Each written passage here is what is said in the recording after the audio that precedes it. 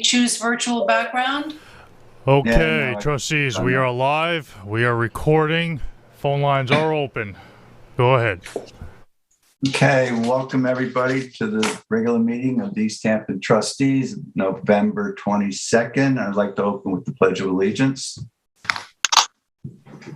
I pledge allegiance to the flag To the flag of the United States of America, and to the republic which stands one nation, under God, indivisible, with liberty and justice for all. Okay, thank you. Arlene, can you do roll call, please? Sure. John Aldred. I just saw him. Okay. Yes. John's here. Francis Bach, Here. Ben Dollinger, Here. Rick Drew, Here. Tim Garneau, Here. Jim Grimes, not here, He won't be here. Mike Martinson, Susan McGraw-Keever, Here. and Bill Taylor. Here. Thank you. Okay, great. All right, we'll start with public comment, and I believe we have John Nicholas, the East Hampton Oyster Company, with us tonight. John, how are you? I'm Francis. How are you? Hi, Francis. How are you? I'm good. So you want to talk about oyster farming? Yes. Excuse me, John, just before you begin, let me know when you want me to bring things up for you because I have them ready. You could start scrolling the different documents as you choose. Oh, okay. Okay. All right. So I'm the owner of Sunset Cove Marina and East Hampton Oyster Company, and I would like to thank the trustees for granting me this opportunity to discuss my proposed oyster farm. As many of you know, I've been working for the past 3 years with the trustees, East Hampton Town, and several departments of the DEC to gain approval to operate an oyster farm in East Hampton. On August 16, 2021, I received 3 permits from the DEC: an off-bottom culture permit, a marine hatchery and nursery permit, a shellfish bed permit. I also received approval in writing from the Town of East Hampton Building Department to operate an oyster farm at Sunset Cove Marina. The DEC granted me permits for 5 flupsies, which are upwellers, floating upwellers. They're used to grow baby oysters, 18 floating cages, essentially cages the oysters are stored in after they become too big for the flupsies, and 200 hanging lantern mesh bags, also used to grow oysters. The permits I received will require me to reduce the number of boat slips at Sunset Cove Marina from 22 to 10. The flupsies and floating cages will take the space previously occupied by boats. Navigable waterways will not be restricted in any way. East Hampton Town Chief Harbor Master Ed Michaels has inspected the proposed site and has confirmed that the proposed oyster farm does not interfere with boat navigation. I'm simply exchanging boats for oysters. I'm here today to formally ask for the East Hampton Town Trustees' permission to operate under the same guidelines and permits I was granted by the New York State DEC and the East Hampton Town. I'm not aware of any other marina that has voluntarily reduced the majority of its marina and converted it into oyster production. I hope we can be an example for other marinas in Long Island and other locations to think about the environment first and instead of boats. Enter the participant ID followed by pound. Otherwise, just Who are we listening to? In conclusion, East Hampton Oyster Company is committed to following East Hampton Town, East Hampton trustees, and various environmental conservation policy and all New York State DEC regulations. My family has owned and operated East Hampton Sunset Cove Marina facility for over 40 years. The decision to remove most of the boats and to operate as an oyster farm and become more environmentally friendly was taken very seriously. We look forward to adding oysters to East Hampton waterways and improve water quality and overall environmental health for everyone. Thank you. John, is there anything that you would like to see in the pictures before I take them down? Or describe anything? This location here for 21, 22, and 23 are the sites that we've been conducting water sampling tests by Dr. Gobler.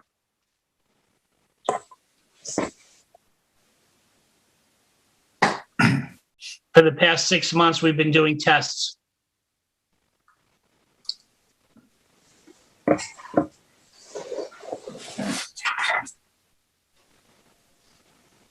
Okay. We also have a proposal from Dr. Gobler for a comprehensive environmental review of the entire site before, during, and after the oyster farm. He's going to coordinate with other departments within Stony Brook that can assist him on this project. We're looking to have analysis not only of the water, but of the insect life and the plant life and all things growing at Sunset Cove.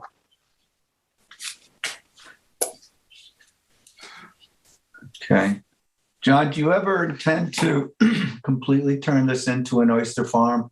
In other words, are you plan to relinquish those boat slips at some point? I do. They was recommended to me by the trustees 3 years ago to split the project into two parts. Mhm. And so I followed their suggestions and did this first phase on one side of the marina and waiting to see the progress before I convert the entire facility. Hey, John, this is Rick. How you doing this evening? Hey, Rick, how are you? Good, thanks. Hey, you're also in the Scout program, is that correct? Yes. Do you see any interaction or synergy between your bay leases and the proposed hatchery at your Sunset Cove Marina location? Well, I'm sharing a scalp site with other people. I don't own the scalp. I don't own the direct lease of the scalp site. I see. Okay. But it's So a very difficult process to convert or transfer a scalp lease to somebody else. Mm-hmm. We're in the process of doing that, but right now it's in someone else's name. Right. So your production, your grow out, everything's going to take place at this location inside 3 Mile Harbor? Most of it, but we will be moving other oysters to the two various scalp sites in Knott Peak and in Gardner's Bay. But we have time to determine where they're going to go. Hopefully at that point, we'll have the permit for the scalp in my own name, my company's name. Right. So do you see this as more of your hatchery environment for the smaller, more juvenile product and then grow it out in the open water? Yes. They granted me a hatchery and a nursery permit. That's the way the DEC does it if you want to sell smaller oysters. But we're not structured, nor do we have the facility to have a hatchery. But that is the permit that was given to me. Great. Thank you, John.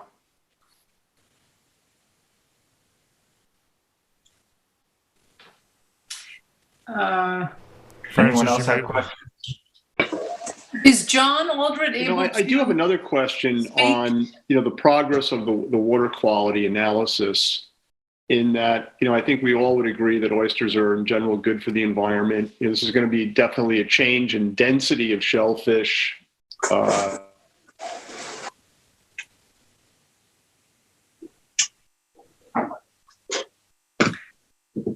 Greg, I think you froze. I think Rick is frozen and John is trying to connect to audio. And I'm just wondering. I'm on the phone. Can you hear me on the phone? Yes. Yes. Yes. John, I'm watching the screen but I'm using the phone for audio. Okay, Rick, you may have to log in again. Yeah. John, you have questions or comments? Well, I just wanted to say that I'm generally supportive of this concept. I have to say it is, as we've all discussed over the last several months, a very dense concentration of shellfish. So I'm a little, I think some monitoring is definitely called for here as a permit condition. And, I did reach out to Chris Gobler for some advice on that. And he sent around sort of a brief assessment of his feeling of the situation last night or yesterday that I distributed to the board and to John Nicholas as well. So I think this, we might have to have some discussions between the trustees and John and Dr. Gobler to come to some consensus on what would be an appropriate monitoring protocol for approaching the, construction of the farm and the stocking of the farm and then into full production. So we have a good idea of, what the environmental conditions in the creek are, how they're responding to the production that is planned. And those are my main thoughts on this.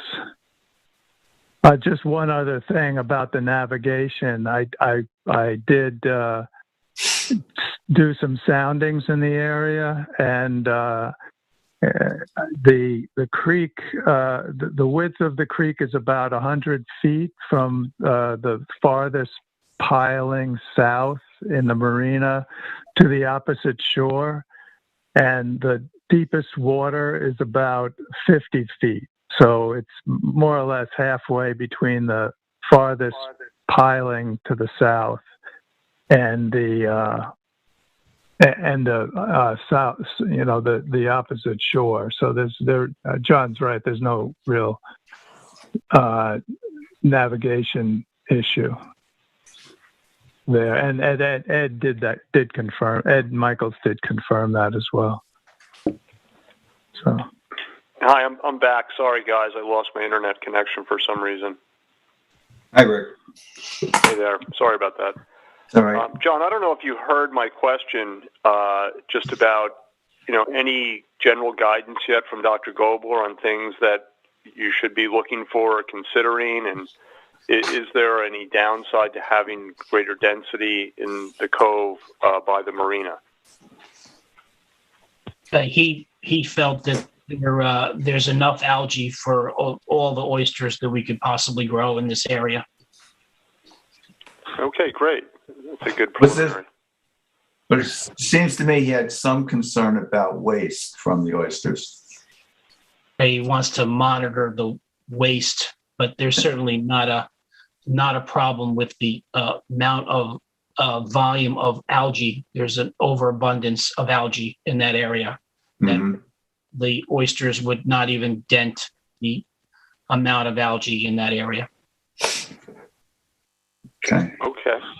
Very good. Thank you. I could chime in for one. Am I on here? Yeah.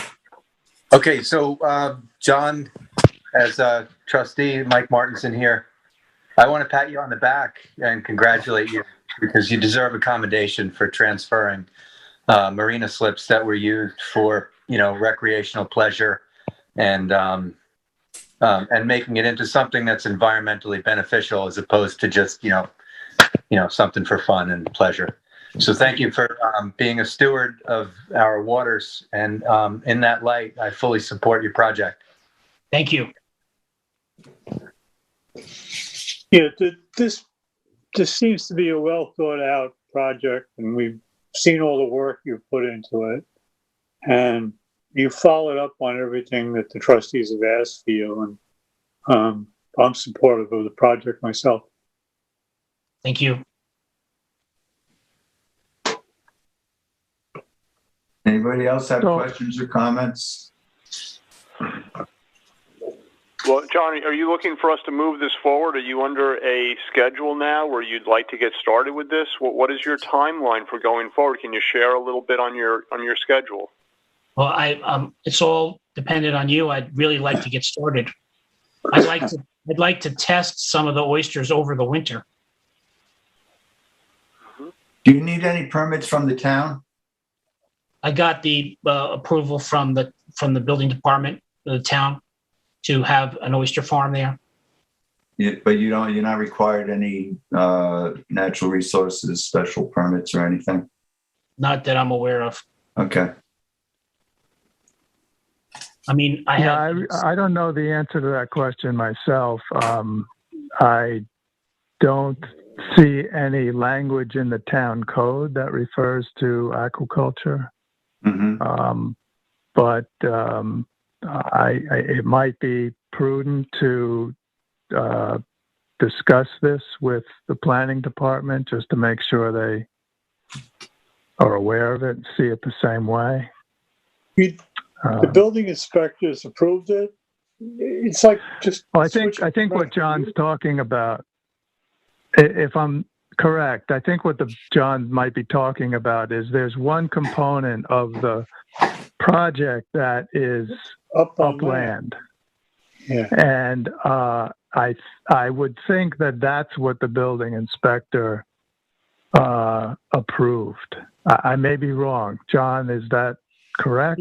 Did they approve the use? They approved the use of the property as an oyster farm, which is important. It's not. What did they require of you in terms of plans, or did they sign off on any building plans? No, we didn't submit any plans for building anything, but they approved the normal operations of an oyster farm on land as being of the same use as a marina. So that sounds like to me they approved the use, but there are not yet any applications or permit applications into the planning board, natural resources, or the building department. Does that sound right, John? No, I discussed the plan. I met with the planning board. I met with the town, with the building department, and I got approval from the building department as the site of an oyster farm is considered approved as a use for this site. Okay. Right. So there's no permits in place yet for the construction of the site as such. No, we don't plan on constructing anything. Okay. That's a whole, to get a construction. That's a whole other process to build. I think I'm not clear on how this would be looked at over there in planning, but there is some precedent here in that there were some floating upwelling system structures placed at various marinas, the Prima Harbor Marina, Sunset Cove Marina as well. I don't know, 3 or 4 years ago. Right. That was part of a Cornell Cooperative Extension and undertaking, and we permitted that, and I don't think there was any other permit required or asked for from the town. So I don't know if that means anything, but I just would like to avoid for John's sake more than anything, if we permit this and it goes forward and then, somebody says they're building something or they're putting things in the water over there at Sunset Cove, did they get a natural resource special permit and it doesn't hold them up after the fact? Right. Well, could we do a resolution tonight to approve it subject to final review of natural resource permit requirement? Well, the thing is, Rick, even if we gave a permit and they review, it turns out they have to review it and they decide not to issue it, it doesn't happen. Right. So do you want? So I don't know that we have to, do this depending on what they think. Meeting cycle and revisit at the next meeting and dot the I and cross the T? Personally, I would like go ahead. Go ahead, John. Well, I guess I'm just asking, does that mean we're acting as an agent here for, to run this by the town ourselves, or? No, I would ask that the applicant run it by Natural Resources and get a letter stating that he's good to go. And bring that to the next meeting or send it ahead of time, and then we can complete the deliberation.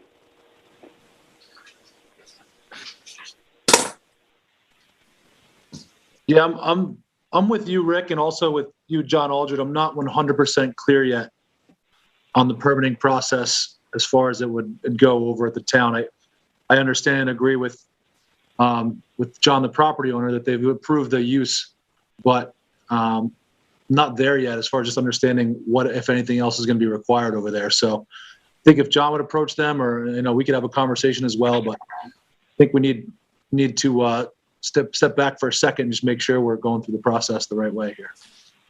Okay. Who do I apply? Who do I apply to exactly? I don't think you have to apply. You just have to just go give them a call and ask if there are requirements for your project as far as permitting goes. Natural Resources. Correct. Yes. And if there's not, they'll likely issue a letter of non-jurisdiction saying that would let us know that there's no requirement for permitting out of their department. But as far as the permitting on our end, I don't think it's going to be an issue, John. Sounds like the trustees are on board, and I'm ultimately okay with, as most of our permits do have some language just requiring that the applicant does obtain any other municipal permits if necessary. So I don't think that end will hold us up. I think we're going to be ready to go. I just want to hear a little bit more from the town on where they're at with it. Okay. So, John, our next meeting is the 13th of December. Okay. You want me to So, see if I can get some kind of letter by that time? yeah, and then we can close this. Okay, fair enough. All right. Okay. Okay. Thank you for your time. Great. Thank you. Good to see you, John. Thank you. Okay, bye. Thanks, John. Okay. Matt, do we have anyone else in the waiting room? You have nobody on the phone, so thank you. Okay. We have Mark Mendelman here, I believe. Yes, hi.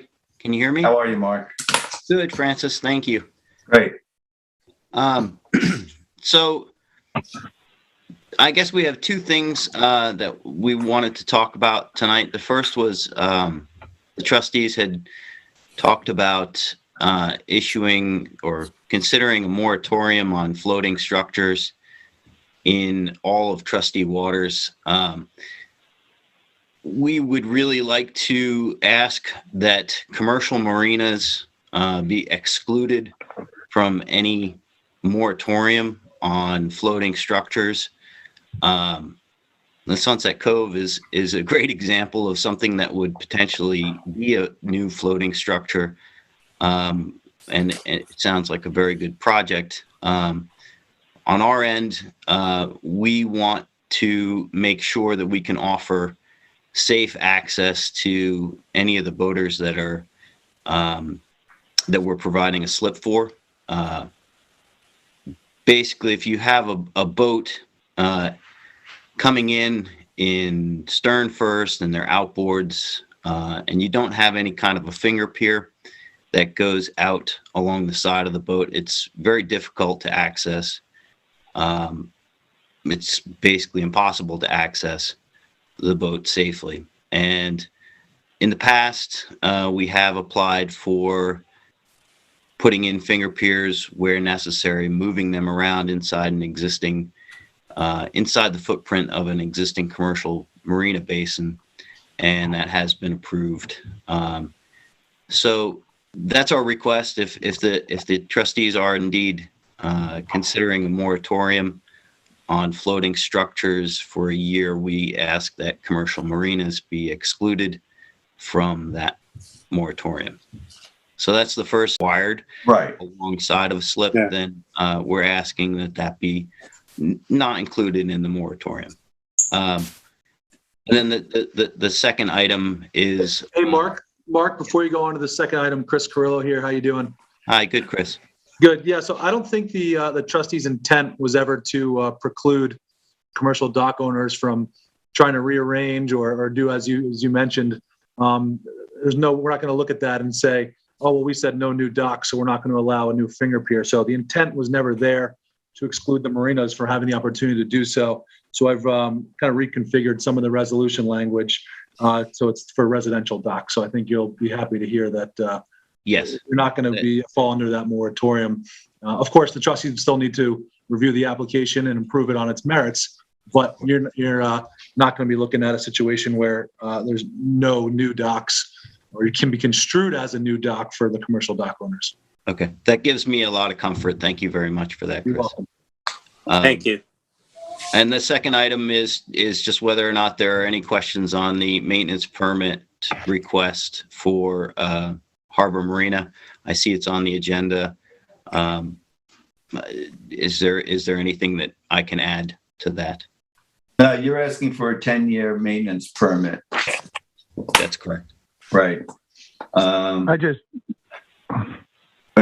board hasn't actually had an opportunity to discuss that yet. For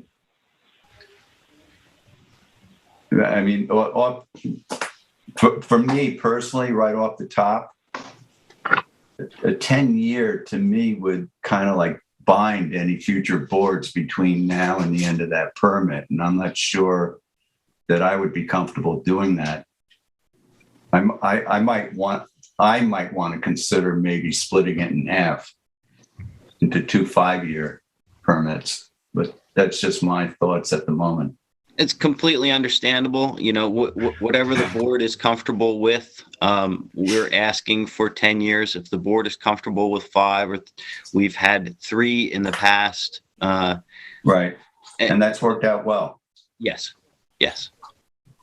So Mark, I just had the board is comfortable with, we are obviously okay with as well. John? Mark, I just had a couple of questions, and these may very well have been asked and answered already, but bear with me. And the survey that you provided along with the application, is my understanding correct that survey would stand as is for the next 10 years and not be changed? That's correct. So the work that you've proposed in this application is the only work you intend to undertake for the next 10 years. Is that correct? This is Peter. I don't think we're looking to bind ourselves for 10 years, but this is a maintenance permit, not something that we're asking to exclude the potential to convert the marina, for example, in its entirety into an oyster farm. So, but to maintain the docks, the bulkheads, the pilings, that's the purpose of the 5 or 3 or 10-year maintenance permit. It's not to exclude future ideas. Yeah, you just want to permit for your planned maintenance. Correct. And if there's an emergency situation, a storm, new technology, you might want to change it, and that would be a separate issue. And that would be a separate permit, of course. Yes. Okay, and so each year you will inform us of the work to be done that year, and then how do you envision us signing off on that work? Is this sort of this is the work we're going to do this year, and then you'll inform us that the work is finished, and then we will look at it and then sign off on that part of it each year? Is that how you envision? That would work quite well. Basically, if we do something in a year, we tell you that we're going to do it. We tell you that we've done it, and then you can come and take a look and see what's been done. That's essentially how we've done it with you in the past, and it's worked very well. Mm-hmm. Yes. It's just slightly longer, really. Mm-hmm. And it covers more area. And you're looking to cover all the marinas, are you not? That would be this good in the future. This application is specifically for the harbor marina. Okay. We haven't taken the time to put together the applications for the other marinas at this point.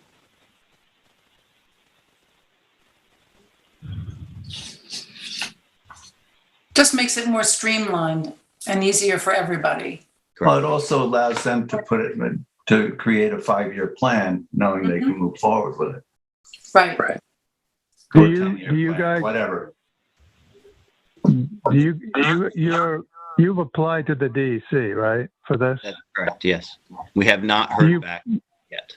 Do you plan to try to apply to the DEC for the other marinas on the same time frame? Yes. The same 10-year time frame, or are you going to do it a year or two from now with the other marina? With another I would have marina? I believe, and Mark, correct me if I'm wrong, but I think Halsey's Marina already has a 10-year DEC permit. We may have applied 4 or 5 years ago. The DEC loves it because it gives them control over, they have everything documented and it doesn't waste their time over the course of the 10 years. I'm not sure if we did that with Gardner's Marina or 3 Mile, but I know we did it at Halsey's. 3 Mile, we have that in place, the 10-year maintenance permit. Gardner's, I think we've primarily just done piling replacements, which the DEC deems as no permit necessary. So I don't think we have gone to them for a 10-year maintenance permit. What we have gone to the DEC for Gardner's is our site plan application, which included all kinds of changes to the interior of the basin that's outside trustee jurisdiction. And that's where we've been going at Gardner's. Okay. Anybody else have questions? Concerns? I agree. I think it's a great idea and a great concept, but you're right, Francis. 10 years is a really long time from now. And I like the idea of 2 5-year or 5-year. Yeah, I kind of agree with that. I'd like to craft something that whereby if we do go with 5 years and 5 years, it dovetails with the 10-year permit somehow. It's just, I think what we're at, our interest here is that, in 5 years, there'll be some memory on this board of what happened, but that may not be the case 10 years from now. They could look that it may up on change. LTV. Yeah, that's not going to happen. That may change once our terms go to 4-year terms, overlapping terms. There might be the opportunity for a longer permit period when the trustee terms become longer and overlap. 2023. So, well, does someone want to make a motion here this evening to? I would like to hold off on a motion and discuss it with the board, and maybe we can. You haven't heard anything from DEC yet on it, right? Correct. So it's not like you need it tomorrow. I'm sorry? It's not like you need it tomorrow. No. Yeah. Okay. Sounds like a good concept, really. Yeah. Yeah. And Hey, I guess Mark. Mark, Mark? Hey, Rick? are the Flupsy cages from Cornell still at 3 Mile Harbor Marina? No, they removed those 2 years ago, They I did. believe. Okay. It just lasted the one season. Right. And they I don't think they had the staffing to maintain all the Flupsies that were put in place. Right. There is the Flupsy now operated by the aquaculture department in between Gardeners and the town dock, and wonderful spot. And I think I don't know how they're doing there, but it really fits well in that little spot. Mm-hmm. They have power, so they can run the upweller pump. Right. And Right. great access. I mean, we're happy to have additional Flupsy installations, but I don't think there was the appetite from Cornell Cooperative. Right. Right. Yeah, I think that was tied to a grant, and so it was limited. It was a limited period that they had to work with anyway. John, do you have any insight into how the Flupsy is doing in the southern end? It's doing very well. In fact, there was concern there when some of the toxic algae blooms seemed to pop up there, but they did not really have any problem with loss or slowing growth. So, Yeah, maybe but it's maybe a we good get a spot. couple more put in the harbor.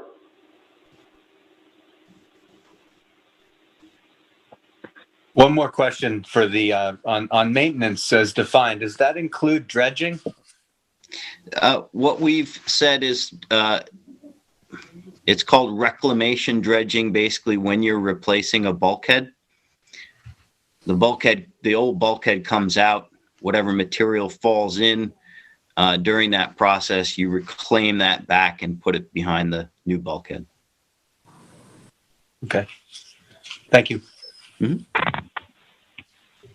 Francis, Mark, there was one other topic. I don't know if it's appropriate for public comment, but we had sent a letter in giving an update on how the transient moorings went.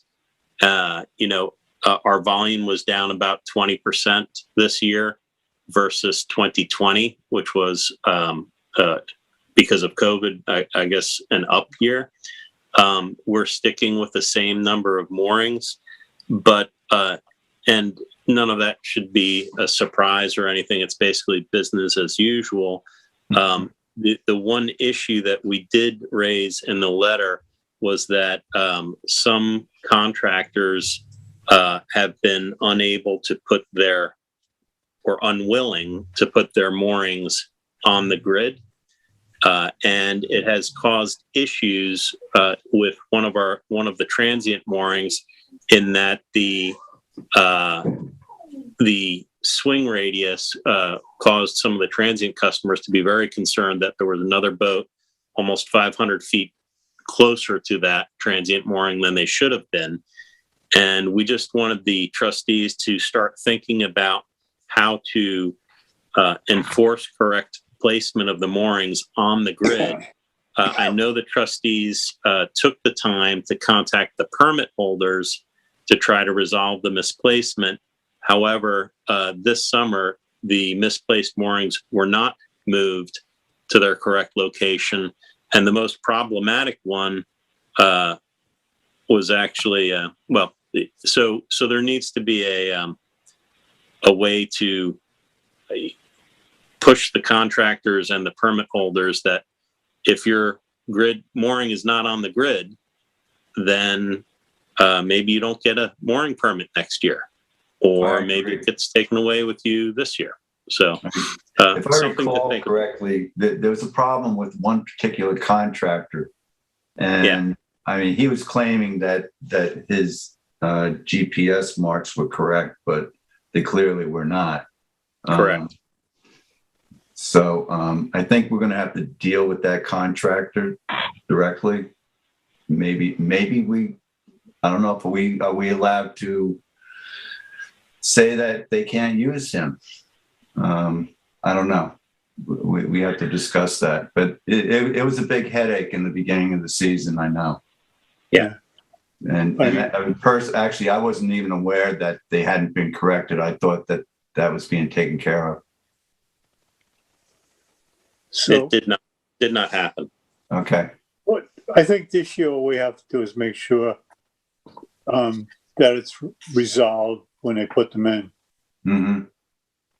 Yeah, I think maybe a forewarning to the boat owners and and all contractors, including Prima Marina, I guess, Sure. that, we're going to be enforcing it.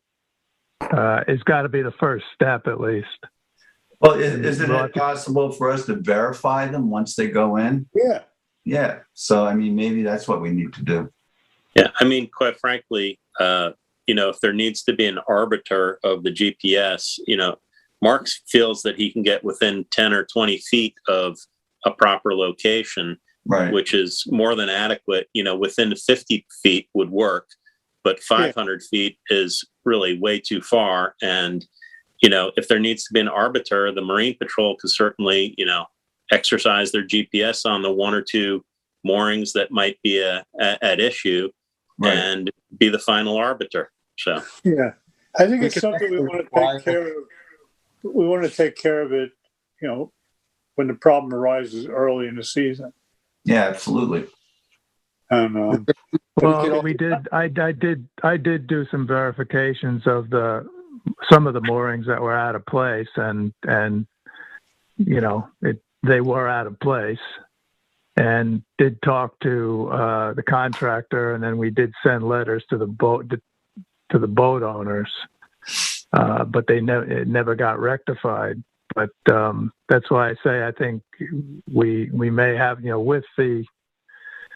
with the mooring applications, the communication that goes back and forth, I think we'll have to have some strong language in there so that we can't, it's not a constant back and forth of, I put it in the right place and you didn't, and, that kind of thing.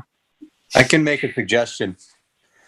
We could add, as part of the application process, once the mooring is installed, the contractor can take a simple screenshot of his GPS screen, proving that the coordinates were correct when he installed the mooring. And then at least we know it started in the right place, and the argument of a drift or a drag can move forward for future. But at least day one, there's something that we have to work with that's proof that it was placed in the right place. Just to give you a little bit more detail on how we actually do it, we program in the coordinates in our GPS as a waypoint, and each waypoint in the grid is numbered. So if you want to go to spot 61, you go to spot 61, and when you get to 0 on the distance remaining, or try, as close to 0 as you can get, you drop it off the back of the boat. So like if the trustees took a shot of my GPS on the boat, you'd see all of the grid laid out with all the numbers of. Yeah. The technology is there. It's not a really complicated deal. No. I think we were just dealing with, one individual.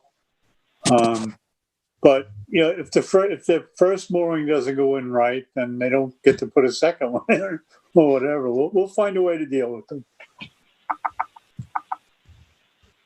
Thank you. Hey, thank you. All right. Thanks, guys. Right. Good night. Everyone, I hope you have a very, very happy Thanksgiving and enjoy it and have lots of turkey. Thanks. Same to you. Same to you.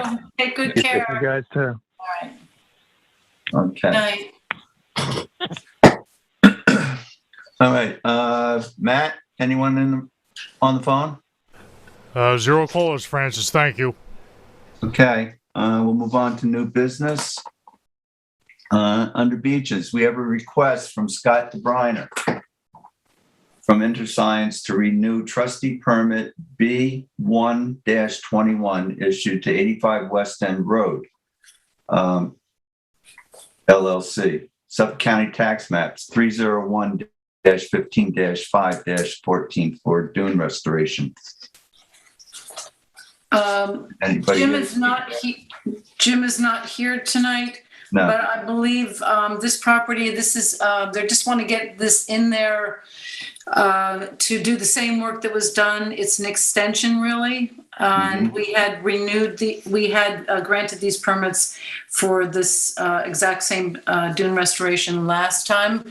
So I think this should be approved if we all agree, just for them to get started, because I don't have the information directly in front of me other than I think it's just a matter of months, and they're asking for the same thing. So it seems like it's a pretty clear. Okay. We have another one also. It seems to be like next door. The same thing from Scott DeBriner from InterScience to renew trustee permit number 2-21. Same number. That's interesting. Well, it's the same. It's the same property owner, I believe. I think. Okay. They're required to. All right. So I'll make a motion that we renew the permits. And I will second it. All in favor? Aye. Right. Anyone opposed? Okay. Nat Peak, Lazy Point, request from Russell Schlitt, 50% leaseholder of 237 Shore Road, lot number 17S in Lazy Point, to transfer his ownership percentage to Brian Schlitt, his son. Brian Schlitt currently owns the other 50% of the lease. All proper documents, including proof of residency, have been submitted to the trustees. Chris, you have everything on that? Yes. It's all in Yeah, order. I looked at it. I reviewed it. Arlene has put it together. All is in order for this one. Okay, so I'd like to make a motion to permit this, the 50% leaseholder to transfer from Russell Schlitt to his son, Brian. Is there a second? I'll second that. All in favor? John? Aye. Thank you. Anyone Thank you. opposed? And All right. Francis, Yes. I'd like to take 2 minutes and stay on the topic of Lazy Point leases while we're talking about it. I know throughout the year we've discussed a couple different things of just to clean up sort of the accounting and management of the leases. And this is one of them, which is there are a handful each year of no consideration leases and transfers that occur. And I think the trustees should consider a one-time sort of flat fee to handle these types of transactions for the time Arlene and Allison put into this. Obviously, mine is not much of an issue, but I know we talked about it previously, and it's something we should consider for these no consideration transfers, maybe a flat fee just to kind of keep covering our resources as we still have to go through these. Arlene puts a ton of time into it as well. So something to think about. And the reason why it's an important time to discuss it is because coming up in the new year is also a time we need to look and probably vote on any changes to the rules and regs for 2022. So we should keep this in mind going into the last couple of meetings so we can have it lined up for our first couple of meetings of the year in January. Great. Thanks, Chris. Yep.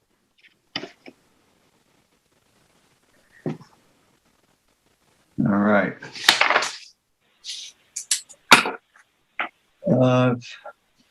Anybody want to comment on that, or can we move on?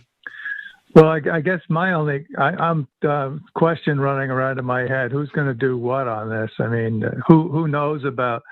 I would think, Chris, you might know more than any of us, and give us some guidance as to what the fee should be, how this should be structured, so that we can, as a starting point for a discussion. Is that reasonable?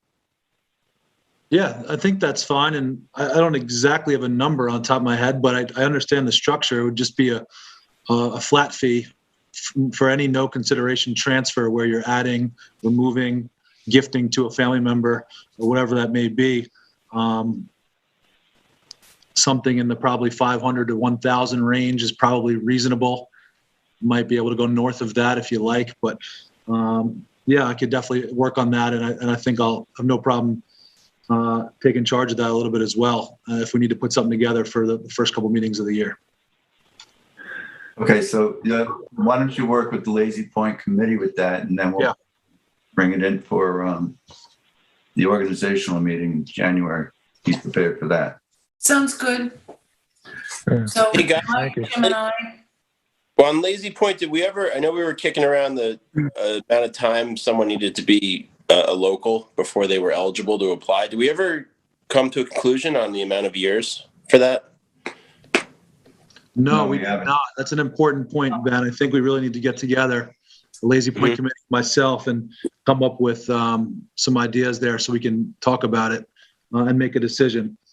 It's a good point. Okay. And also, just a reminder for the Lazy Point committee, we really even if we don't make any changes to the rules, we should vote on them every year at the meeting, at the organizational meeting. I don't think we did that. We just carried over from 20 to 21. Yes. But we need to make it a point that every year we vote a resolution to reinstate the rules and make any changes if need be for that year. So Lazy Point committee, Arlene, let's make sure we remember to every year vote on the rules. Sounds good. Who is that committee? Ben? Jim? It's Jim, myself, Mike. We're on the committee. No Ben. Mike? Nope, Susan, not on that one. So yeah, Susan, let's we should get together soon and talk about flat fee and the year, the amount of time for being a resident of East Hampton town. Yep. And Mike is on the committee. Mike Martinson. Okay. Yep. So do you want to do that before the end of the year, or we just begin in January? I think we really need to. Okay. How's tomorrow? I'm here. Tomorrow? Well, Jim, we need to wait for Jim. Okay. Yep. Okay. So we'll figure out what his schedule is. He's not here this evening. So, okay, we'll be in touch. Sounds good. Thank you, Chris. Yep. All right, move on to old business. We did the Prima Harbor Marina. An update on the dredging of Little Northwest Creek.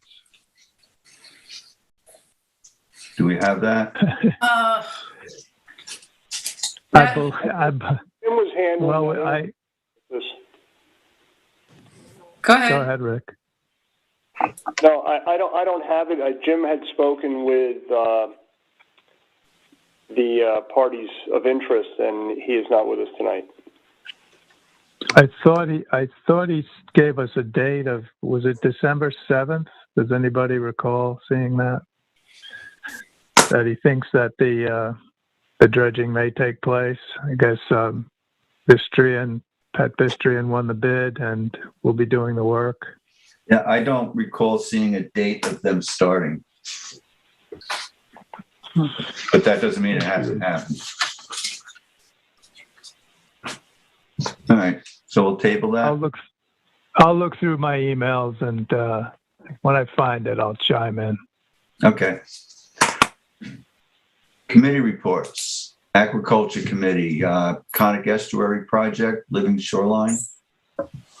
I think 3 of us attended the meeting, which was hosted by Joyce Novak, who's the head of Peconic Estuary Partnership, John, Bill, myself. Am I forgetting anybody else here? It was very interesting, and I actually want to bring it to your attention that I did upload from the Peconic Estuary Partnership a whole segment on from their website, which they gave me permission to do, about hardening of the shorelines, and it's a real issue. And I'll let John and Bill fill in here. But before I end, I will say that I spoke to Joyce about perhaps maybe doing something with the trustees and Peconic Estuary Partnership and Nature Conservancy to actually hold a forum, because the public really needs to be educated as to how detrimental hardening of shoreline is to our coast and to our beaches. So she was interested in doing that. She's also interested in she has some funding whereby she could be of help to areas where there is no hard shoreline yet, and working with people who would like to, who live on the water and keep the beaches as opposed to coming forward for core logs or for bulkheading. But to look at a map of the entire east end of Long Island is really amazing how much of the shoreline is actually hardened at this juncture. So I found it very fascinating, very interesting, and I hope that the public will take a look, as well as the trustees, at our website with this whole article about hardening of shoreline and the projects that they have been working on. And I think the next day after the meeting, there was actually a trip on the North Fork where we could see a project that they had done, which I had seen before. But I'll let John and Bill talk to this issue. Yeah. Anybody that's in that situation should probably take a look over at Cedar Beach. Sounds like an interesting site. I mean, people who live on the water have to deal with this.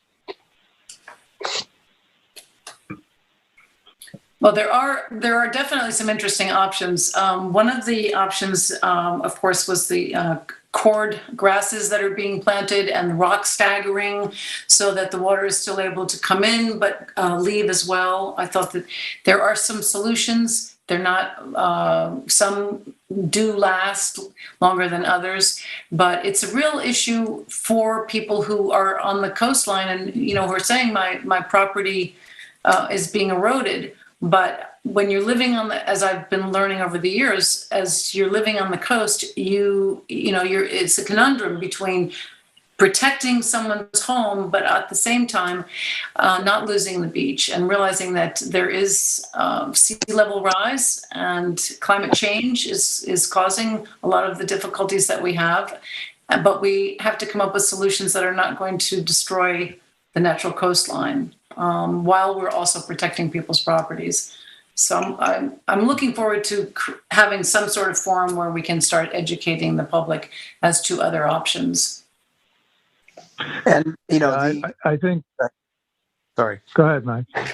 I just wanted to say, from a fisheries standpoint, what's more important to protect, the mother of life or the living being, and that's with regards to sea level rise and ownership of land along the coast, where that interaction is actually, the most important piece of the estuary and the womb for the fisheries. So on one hand, you want to protect the landowners whose claim on land is being eroded by the shore, by the rising sea level. But at the same token, our Mother Ocean is losing her land right. You know what I mean? If I'm making sense here, but the landowner is losing with sea level rise. And then when we put a bulkhead in or any kind of hardening, the bay loses its ability to have a fruitful estuary.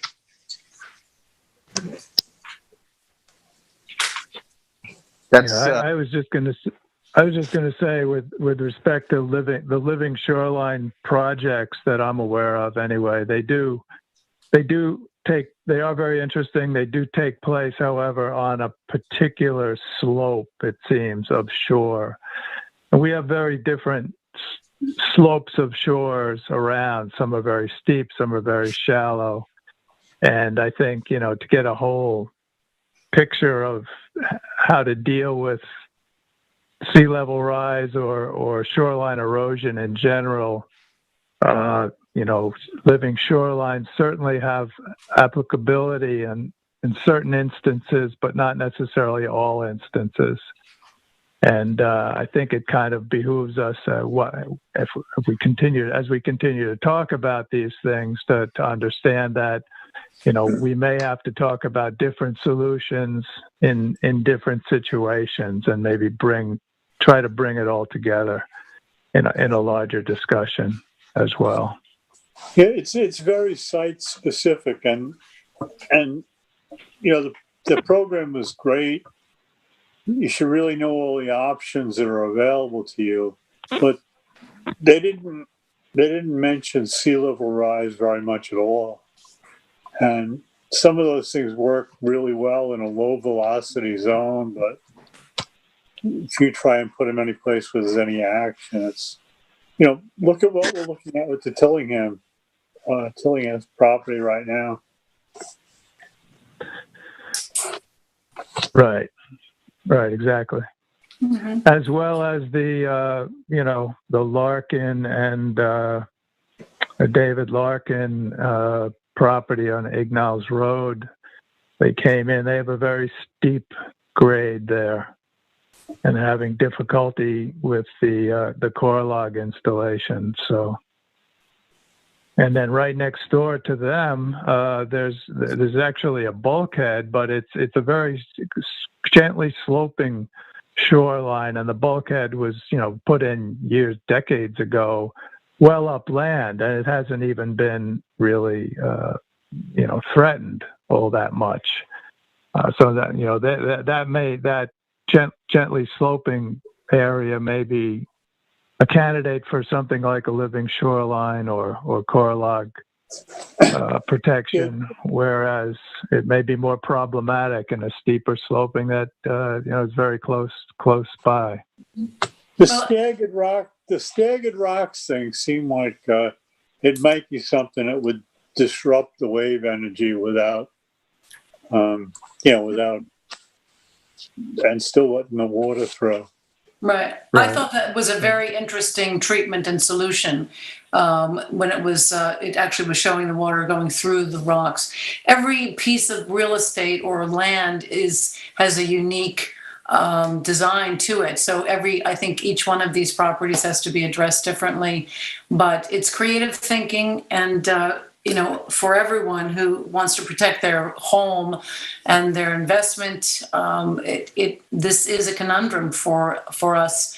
We're trying to work with Mother Nature, but we're also trying to be responsible to our community members and homeowners at the same time. So, but I found it very fascinating. It will be online, and I will put it onto our website as soon as Joyce posts it to their website, the whole program, so you can come back and listen and partake in what we attended.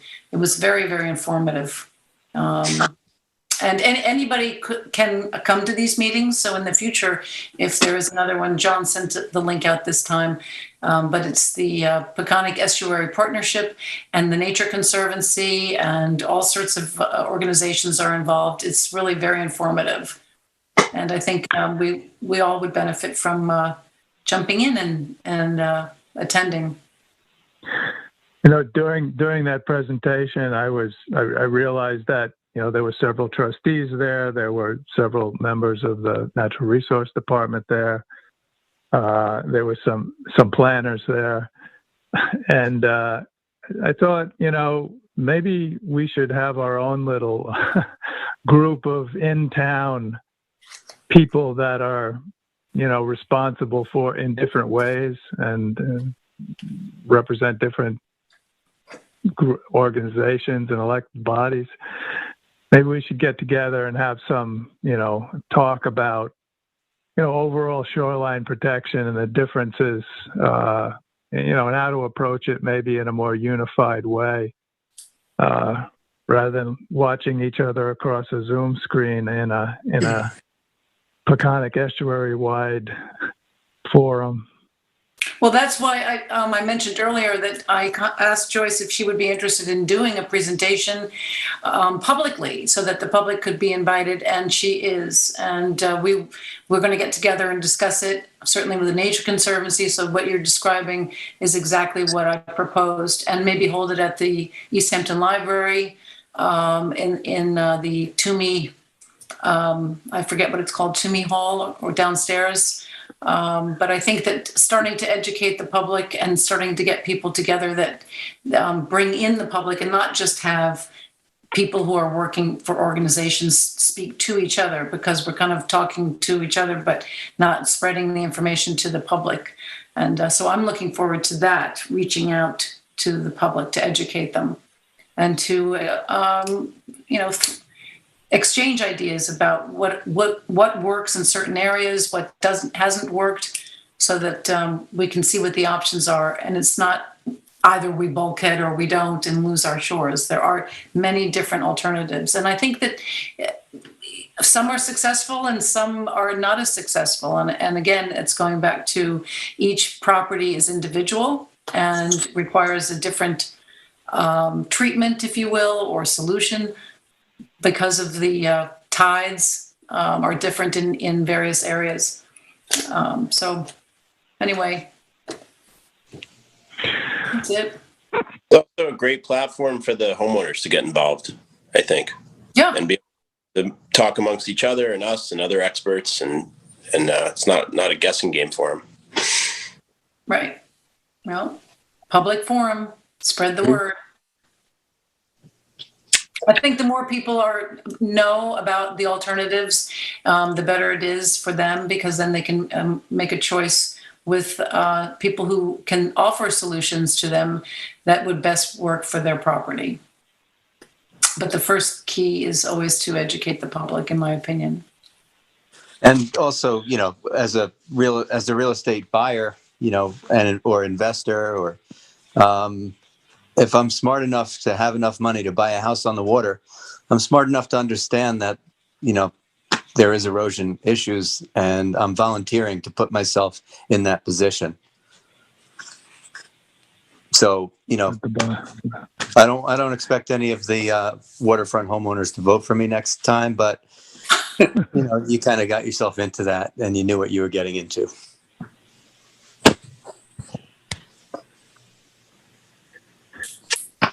Just as an aside, back to the Little Northwest Creek, yes, Jim did email me back that the work is scheduled to start somewhere around December 7th.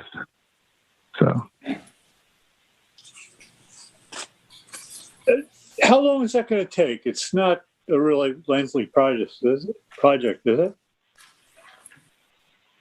I doubt it. Rick might be more aware of that time frame than I would be.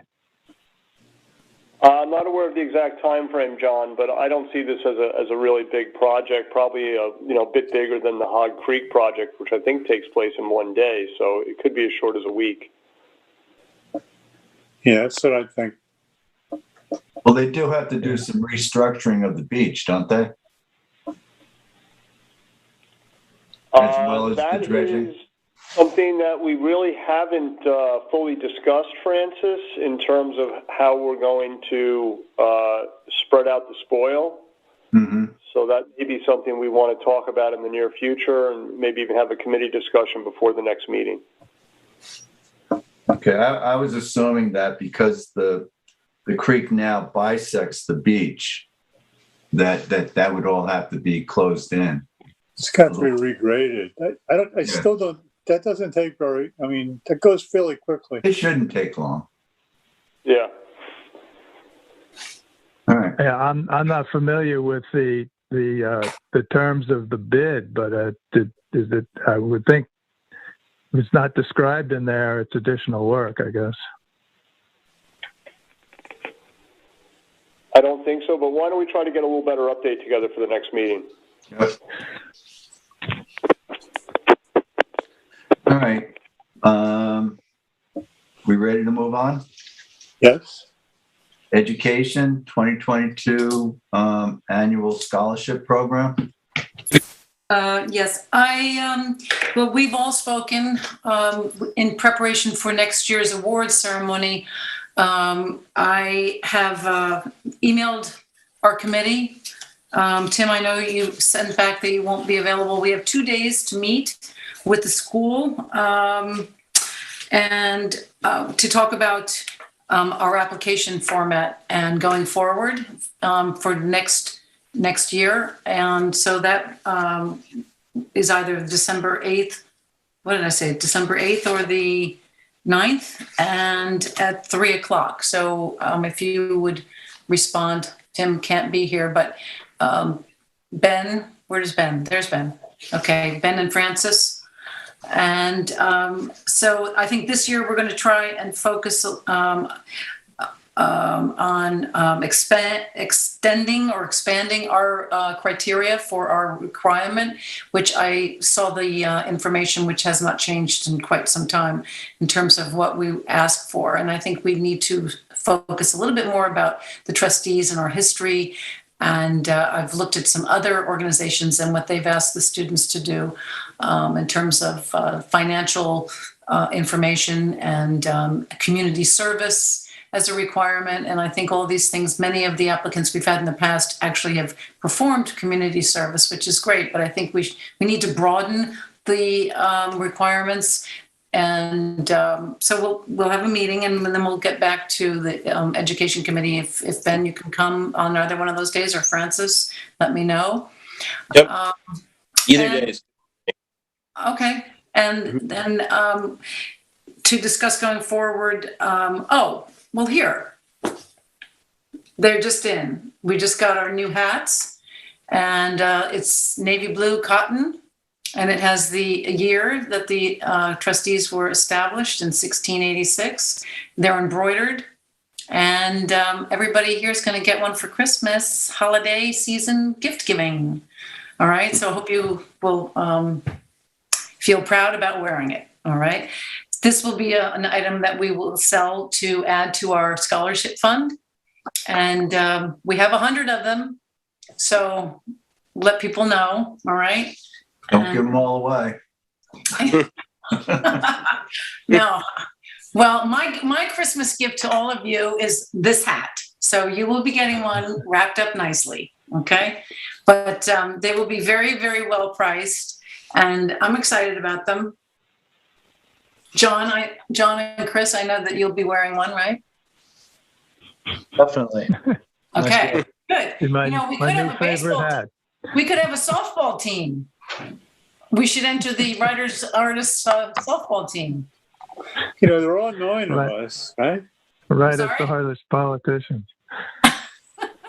All right. Okay. So that's that for the scholarship program for 2022. Oh, Susan, can I just add one thing real quick? No, add as much as you want, Ben. All right. Before we put our application in, I think something we should discuss is increasing the scholarship, either annually or this year. I know the intent of the fund initially was to get, the goal was to come up with a healthy number in there where it would sustain itself. I did a little research. So in 2017, the fund had $22,000 in it. 4 years later, we're up to over $60,000 in money coming in. Susan selling all her merchandise does an amazing job. That raises close to $5,000 a year. Plus, we have the contribution from Georgia Capon Dredging, which is another 10. So we have at least 15,000 a year coming in. We have over 60K in there. Francis and I are exploring some avenues for investing the fund where it can grow and sustain itself. But I think everyone's done a really great job in growing the fund. It's very healthy. There's a ton of cash in there, and I don't see why we can't increase the scholarship. I'm all for that. Yes. Thank you.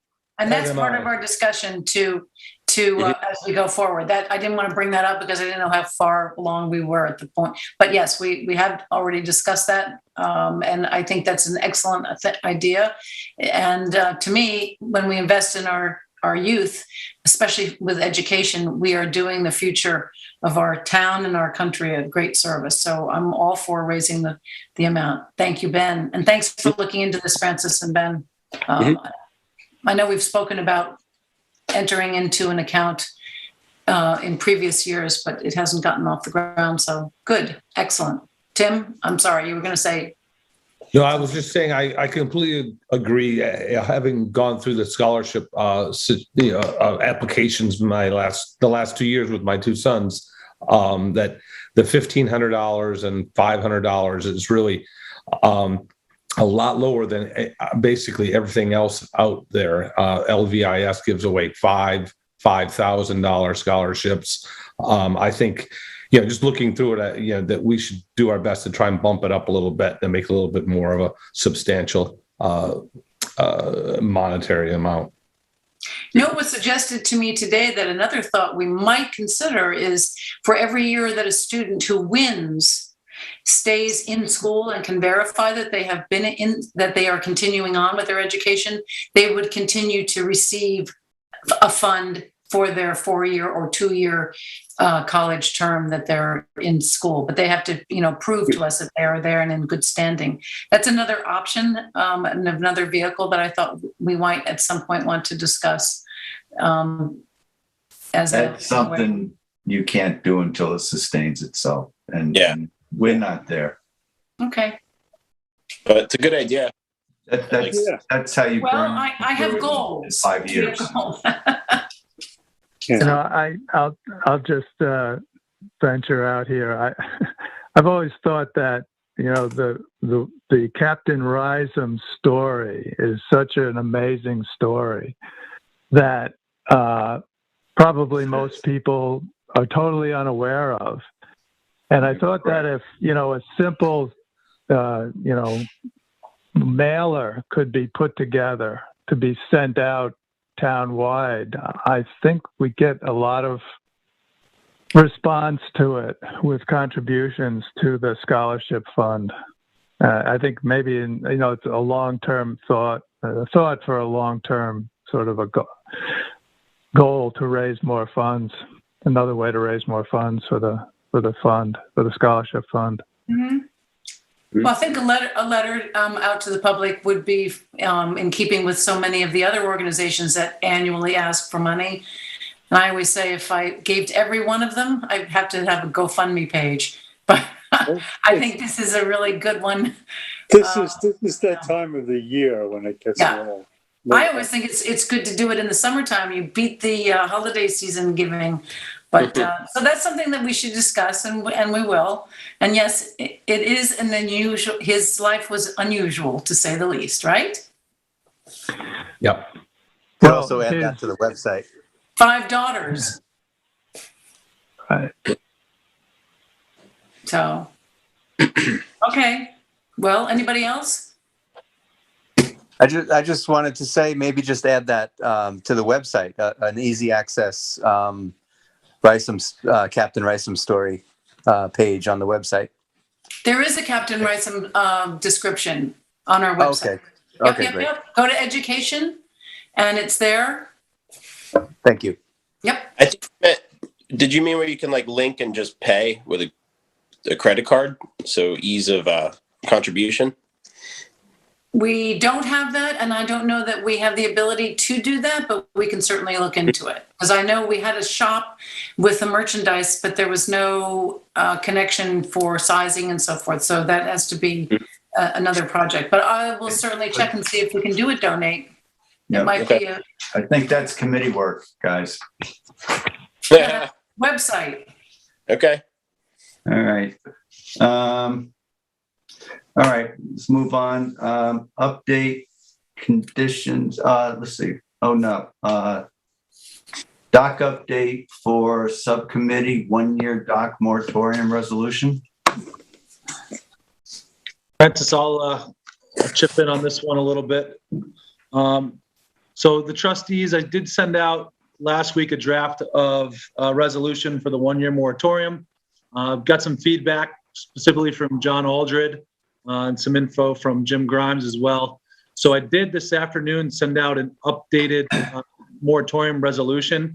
If you did not have an opportunity to review it, you guys, because I know I sent it today, I apologize. There's not too many changes to it. I'll just kind of quickly go over the 3 changes that I made to last week's resolution. The first one is adding in just the word residential throughout. So that's going to narrowly tailor this moratorium to all new residential docs. We heard from Mark Mendelman earlier today, and that'll still allow the trustees the opportunity to accept and deliberate on any applications for some changes to commercial docks that might be construed as new. So you'll see that throughout this moratorium resolution, we're using the term residential docks. The second change is that we carved out an exception per the recommendation of Jim Grimes. For any duck blinds, we obviously don't want the hunting community to see this as a moratorium on the annual duck blind resolutions, which, so that they're not construed as any new docks either, although we didn't think that way. But that's not the intent. Obviously, we're going to carve out the exclusion for that as well. Lastly, I did add in, it's the last provision to this, waiver provision. That came at the recommendation of our friend and esteemed counsel, Dan Spitzer, who I spoke to earlier today. Although I can't foresee anything that would constitute a waiver, he did recommend as a common practice to include a waiver provision in the event of any hardship, public safety emergency, or environmental emergency type scenario. Again, I don't really see anything that's reasonably foreseeable with this moratorium, but who knows what can happen in the event of hurricanes and things like that. Perhaps there's a scenario we might see in the future where somebody might want to apply for some sort of hardship exclusion. So I did add a provision there allotting for a waiver where we might, in a scenario that I can't currently foresee, allow somebody to at least apply in the scenario where there might be some sort of hardship. Doesn't mean that they'd be granted it, but just kind of covers our butts in that scenario so that there is a waiver provision. So those are the three changes to the current resolution. Lastly, there were some questions about retroactive. We're not going to make this retroactive to our last meeting. We didn't pass or approve this at our last meeting. So the date of this resolution, should the trustees decide to vote on it and pass it, would be today, November 22nd. The next set of questions sort of coming from that is, what about any other applications? What if an application came in today or yesterday or weeks before? Had the opportunity to review the common law on that and kind of go over that with Dan Spitzer as well. And we're very well covered in that any type of application that came in over the last week or so does not have a right to be reviewed, deliberated on, and heard. The trustees are in good shape there. There is a common law doctrine known as the vested rights doctrine, which basically says that a property owner who is using their property or wanted to use their property in a way that conflicted with a new code or a new rule of law or some sort of new statutory process might have a vested right in doing so. And we're able to pretty quickly come to the conclusion that the vested rights doctrine does not apply here. For one, they would have to have a valid permit in place and all the permitting in place already prior to the change, in this case, the moratorium. And they would also have to take a substantial step forward or substantially completed the project already and before the moratorium. So any applicant that comes in now or late or before would not be entitled to their equity rights under the vested rights doctrine, meaning that we don't need to worry about any new applications. We do not need to have this moratorium active retroactively to our last meeting. We're able to confidently tell any new or recent applicants that we're not going to be reviewing their application. Can go over that some more, but that's basically what that means, that vested rights doctrine does not apply to the trustee doc moratorium. And we're confident that we can move forward without any retroactive moratorium here. So that's the long and short of it. 3 changes and some updates on retroactive to the moratorium. Chris, can you just Chris, can you just outline that concept again quickly? That vested rights doctrine, what they would have to have in place? Sure. Yeah. So I might have gone through that pretty quickly. The vested rights doctrine is a common law doctrine that's supported by case law in the state of New York. And what that doctrine says is, and I'm going to say it in a way that applies to this scenario, but basically a home or property owner might have a vested right or the right to continue to use their property, or in this case, legalize or build a dock in the event where they had all the permitting required already in place. So it's not just submitting the application. They call it race for a case or race to the case, meaning who did what first. So first they would have to have all their permitting in place at the time that this either the code was changed, or in this case, where the moratorium was enacted. So one, have your permitting in place, not just the trustee permits, but town, DEC, all your permits in place.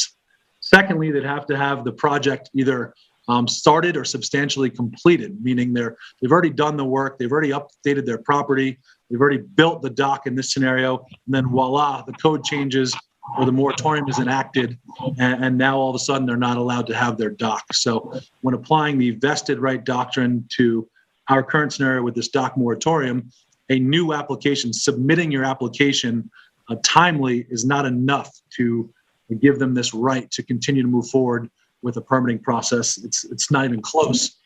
They have to have the permits already. They've already started the process at least of building their dock. So am I correct? So am I correct in saying that if someone had some permits in place, but not all permits in place, they would be subject to this moratorium? That's correct. Yes.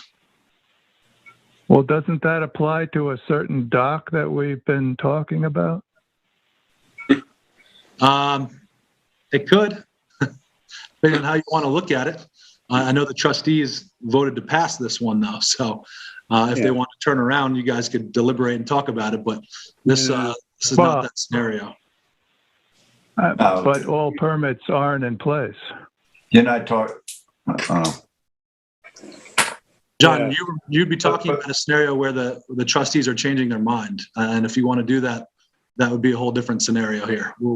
Well, no, you're saying all permits. You're saying all permits need to be in place, and I mean, if there's 3 different permits they need from 3 different agencies, and they have 2 of them, and not the 3rd, do they fall under the moratorium? I guess that's a better way of asking my question. I think what I'm talking about is applying to a scenario where a homeowner was seeking the right to keep it, or they're going to sue a municipality because they're being told they can no longer keep their property the way they're using it or build their dock. In this scenario, the trustees have already approved it. So a doctrine like this, an equity doctrine, is giving a homeowner rights in an event where they're being told, no, you're subject to this. You can no longer have your dock. You can no longer build your platform, whatever it may be. Again, what you're talking about is now saying, well, let's try to apply it to a past permit. That's something that the trustees could discuss, but no, that's not what we're talking about here. No, I know that. I know when we're not talking about that in the context of what we decided as a board, but I understood you to say that they have to have all permits, which includes permits from other agencies. Maybe that's a misunderstanding on my part. Yeah, I think it is because, again, if a homeowner or a property owner was seeking under the vested rights doctrine to retain their rights, they would in that scenario need to have somebody, a municipality, telling them, no, you can't do this. And you, the trustees, are not saying that. So the equity doctrine we're talking about doesn't mean that everybody has to check off all these things off the list. It just means that in the event you're trying to sue the municipality or the town and say, hey, my rights are not protected here as a property owner, these are the things that would allow you to go to court. So it's not saying that, oh, wait a second, this other one we passed is subject to this moratorium or not. The vested rights doctrine is a way for a homeowner to move forward and say, wait a second, I'm being denied a right that I have. They're not being denied that right. We're a little late on reversing what we have already voted on. No, I know, John, trying to poke holes in it, but that's not what we're talking about, John. Well, no, I mean, my point is if they don't have the ZBA permit, are they going to be subject to the moratorium? That's what I thought you were saying, that they have to have all permits in place. And I know they have our permit in place. And I'm not talking about taking our permit back, but if they don't have the ZBA permit, does the moratorium apply to them? No. Okay. They're not subject to ZBA is single and separate from this. I have a couple of questions, Chris, that you can answer for me, please. What I'm finding a lot of people have been calling, not just recently, but in the past, instead of saying a dock, they're calling it a platform. So I'm wondering, do we want to use the word platform in here to describe where we have docks, residential docks, catwalks, floating docks, and floating structures? Should we also add the word platform? Because a lot of people are writing that, and they are saying, oh, no, it's not a dock, it's a platform. You can but call it is a dock, in effect. Yeah, It's a structure. it's a good question, Susan. I completely get where you're coming from. We tried to put in a limited yet exhaustive list of ways to talk about it. Dock, catwalk, floating structure. I don't know. We can go into the dictionary or the thesaurus and include another 30 different ways to say wood walk thing that you walk on. And if somebody tries to submit an application for a platform over water in the next year, I'm confident we'll be able to deny it and say, call it what you want. It's a dock. But if it makes you more comfortable, we can always, it's not too late to add in the word platform as well. We can add in throughout and still vote on it tonight. So, I just wanted to ask you that. Yeah, and then, I think it's overkill as well. But well, I wanted to bring it to your attention because it's something that I've run across on a few occasions. And the other thing is, I was wondering that in this if it's a 1-year moratorium, do we? I know we reserve the right to extend it. Do we need to say that? I had emailed that earlier. I don't think we can extend a moratorium. I think it would have to be a whole new one moratorium. Well, that we have the right to extend it, I guess, because my concern is that in the year that we are going forward, I'd like to see that we are able to actually look at all the harbors and find out which docks are permitted through the trustees and which are not, which I know is a goal that we all have coming forward. But it's a big undertaking, and I know that our office has begun that process. John's been instrumental with Francis on getting that moving along with Arlene and Allison. But I'm thinking in a year, are we going to be able to have all of that done? If we needed to extend this, do we have to do it all over, or can we just say that do we need to say we reserve the right to extend it at our own discretion as the bottomland owners? I just want to make sure that a moratorium has supposed to have a starting date and an ending date, and this clearly does. We probably would have to do a new moratorium. I was wondering, is this going to have any effect on any of the aquaculture projects where? All right. So the answer is no. So the answer is no. We do not need to put that into our. Why don't we let Chris answer that? Let's let Chris answer that. Well, I'm waiting for him to. That's why. Okay. I think it's easy to get caught up in the semantics of the language here, but let's not forget that the trustees are the fee owners of the bottomlands of these waters. The trustees have the right, whether you say it or not, to do a new moratorium, extend it a year, 5 years. You guys can do what you want with your bottomlands on these things. So I don't find it necessary to add in a provision that we have the right to extend it or do a new one. We have that inherent right as the fee owners of this property. So a year from now, when we come to this meeting and we don't have this thing finished up, I'm confident that a quick resolution to either extend it or do a 1-year renewal is very easily done, whether or not we have language in this one. Okay, thank you. You're welcome. Plus, the moratorium put in place in '86, there's no end date to that, correct? So I don't. No, it's a prohibition. There was a prohibition on new docks. Mm-hmm. Yeah. This moratorium is going to have no effect on that, right? I mean, that prohibition on docks in certain areas is going to continue. Correct. This is a moratorium, which is a temporary ban or temporary prohibition. A pause. A pause. I have one addition. As kind of like a duck blind, a flupsy is a small floating dock that actually provides habitat in the bay and also allows for oyster and other shellfish aquaculture to flourish, both commercially and municipally. And so, I think if we're going to allow for a duck blind to be built, we should also, think about allowing for flupsies to be approvable during this time frame. Yeah, I have two thoughts on that. One is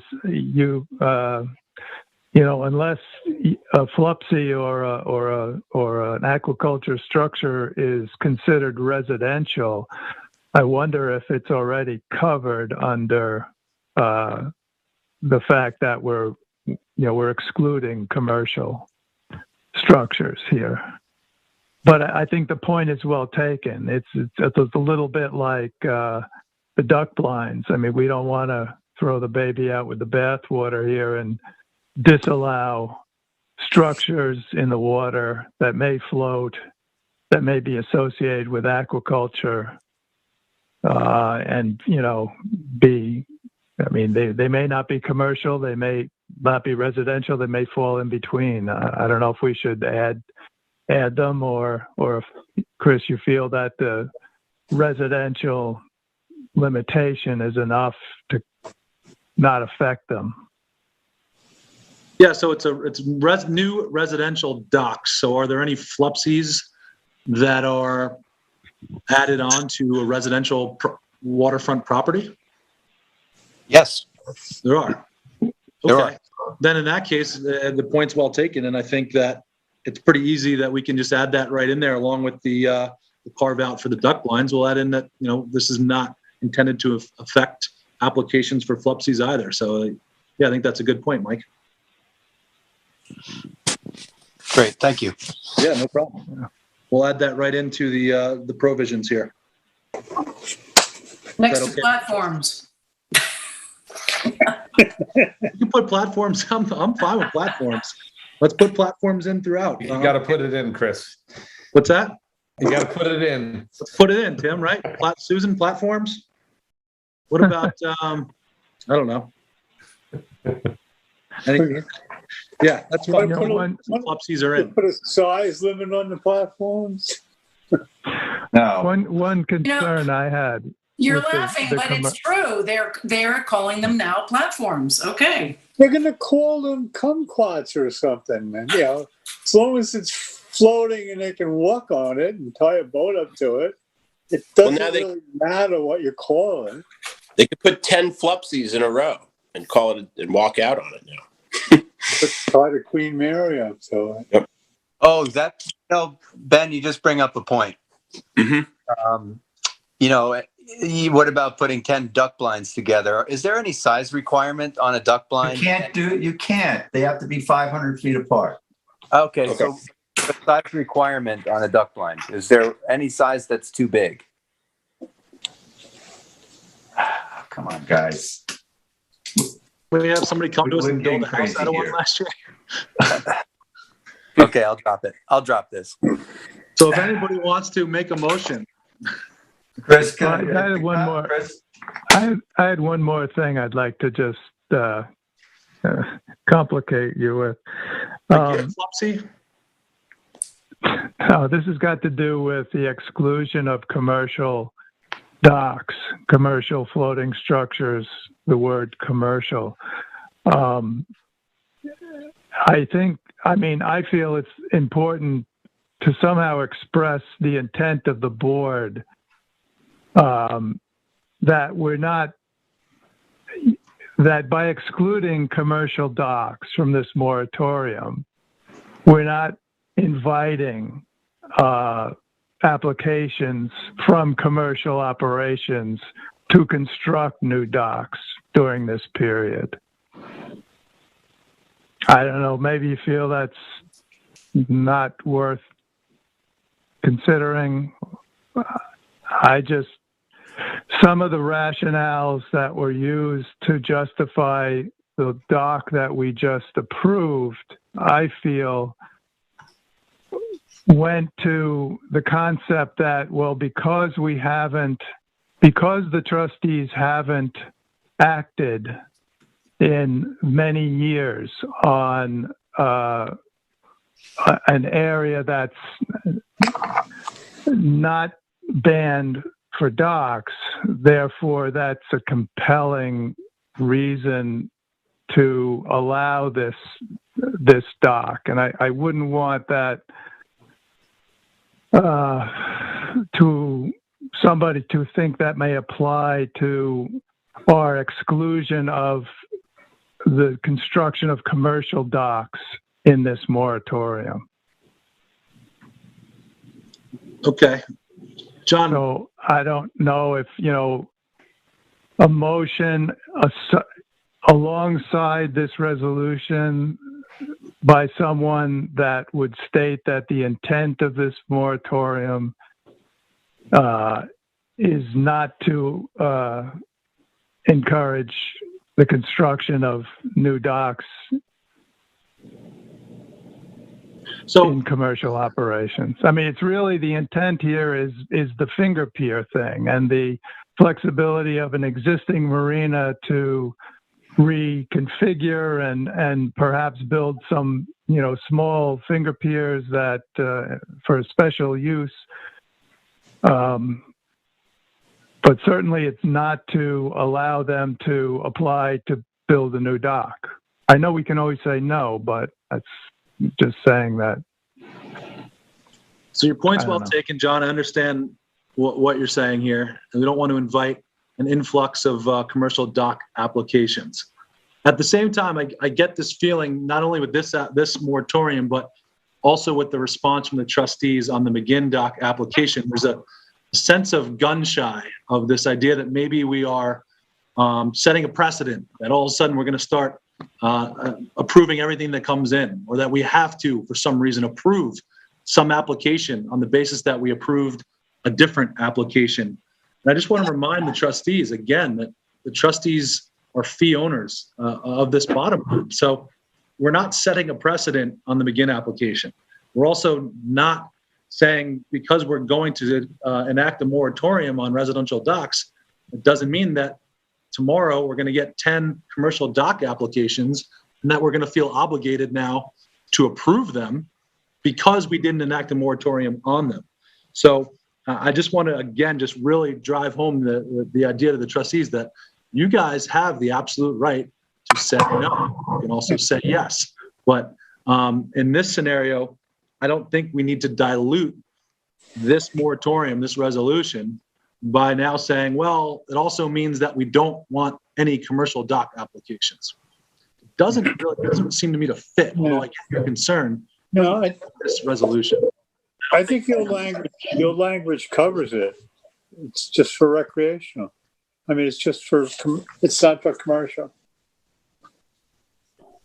Yeah, I don't feel that we need to add that, John. And I also don't feel that if we ever in the next year get a commercial dock application, that you're going to feel obligated to approve it because you didn't put a moratorium on it. That is, it's just not the way I want, from a legal mind perspective, the trustees to think on any of these decisions or any of the deliberations.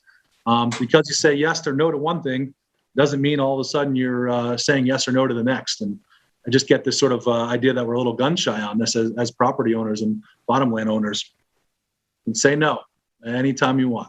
So let's, I don't think we should add it to this resolution. Okay. John, were you thinking there, because of the moratorium, that it would drive an uptick in applications from the commercial side? Was that your thinking behind it? That's the way I understand. I don't know, but I just didn't want any, commercial operation out there. Yeah, thinking that because we didn't ban commercial docks from this moratorium, and we didn't include commercial docks in this moratorium, and we had just approved a dock, recently, that maybe this is an opportunity for them to apply for something, apply for a new dock, a significant new dock, not what we talked about with the finger pier stuff. Apply for an expansion. is what you're concerned about. But if they do, we review it and make our decision. Yeah, it would be the same exact process as if they applied 2 months ago, 6 months ago, 10 years ago, or next year. You guys can review it, deliberate, and say yes or no. There's no precedent. No, I very well know we can do that, and that's how I looked at the last decision we made. I just want to be sure we can stand firm on any other decision we make. Okay. All right.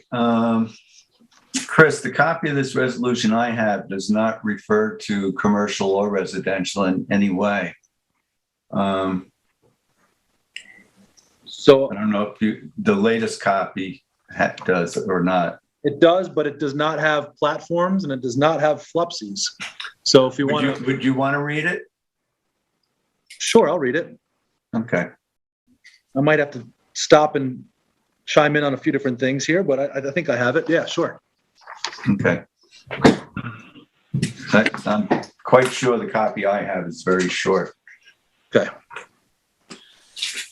Public notice, resolution regarding a 1-year moratorium on all new residential docks, catwalks, floating docks, floating structures, and platforms in trustee waters. Following resolution was offered and seconded, and we'll discuss that afterwards. Whereas the trustees of the freeholders and commonalty of the town of East Hampton are the owners and fee title of numerous bottomlands located in the town of East Hampton, including but not limited to Wainscott Pond, Georgia Pond, Napeague Harbor, Fresh Pond, Hook Pond, Accabonac Creek and Harbor, Pussy's Pond, Hog Creek, 3 Mile Harbor, Duck Creek, Anns Creek, Alewife Brook, Northwest Creek, and Little Northwest Creek. And whereas in addition, the trustees have the inherent powers as owners of said bottomland, the trustees have the authority to regulate the construction and placement of all docks, catwalks, floating structures, and platforms in these waters. And whereas the trustees have determined that a review, assessment, and inventory of all existing residential docks, catwalks, floating structures, and platforms is warranted in light of their current and future management goals for all trustee bottomlands and waterways.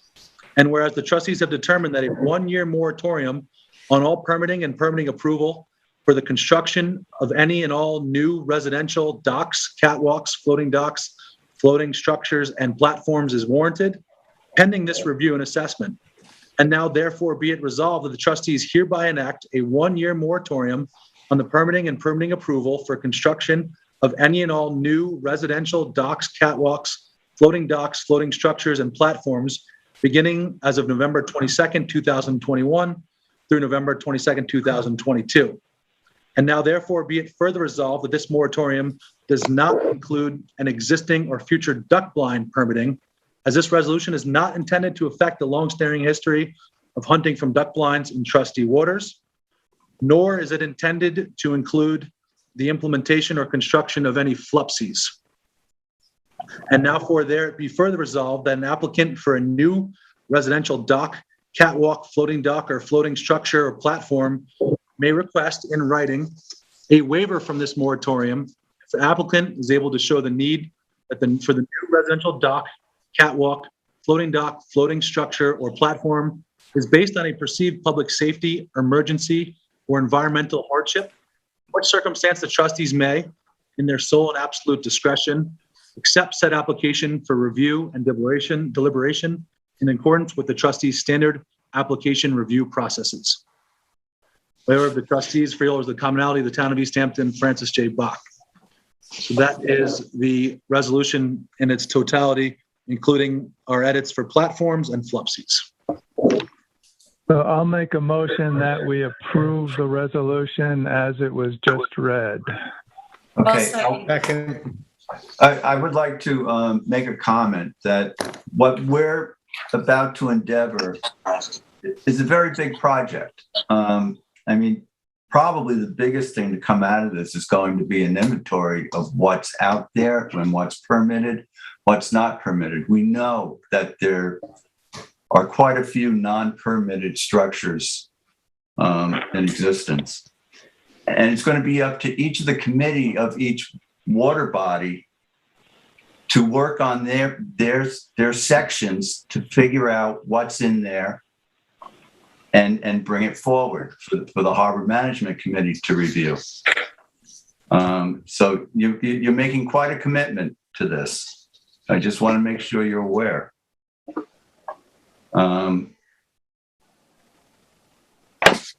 So with that, we have. Well, I'd like to have a roll call vote then, if you feel though as though, okay. I'd like to have a roll call vote. That's fine. Arlene, Hello. Yes. can you do a roll call for us? Sure. John Aldred, Yes. Francis Bach, Yes.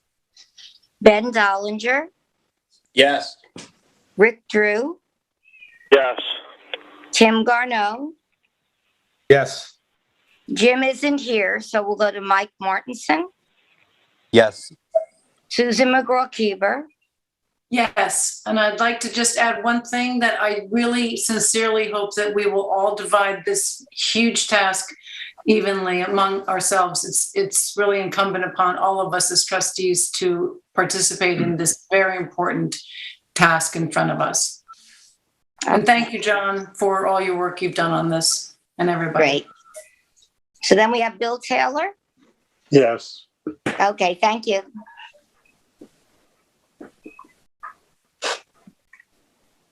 Is that everyone? Passed and carried. Passed. That's it. Thank you. Arlene, I will send you a copy of the final resolution as I just read it, okay? Excellent. Thank you, Chris. You're welcome. And we'll No need distribute to, it. No need to try writing it down. I'll send it over to you. Yeah, you did a Well, we can beautiful refer job. to the meeting, the video.